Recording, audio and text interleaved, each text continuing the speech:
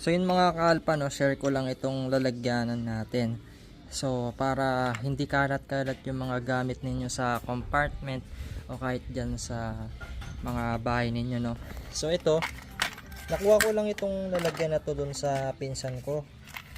So pag may pinsan kayong babae, ayan, imposible namang wala silang mga pang-ipit, mga rubber band para sa buhok, 'di ba? Mga hair clip.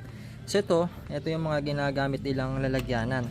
Tignan nyo naman, dito ko na nilalagay yung fly ball, mga tornilyo, adapter, nut.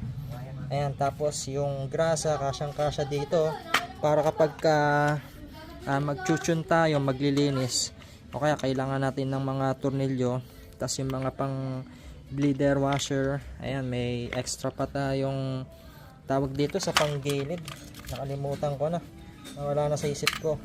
Tapos yung pin lock, diba, nandito na lahat.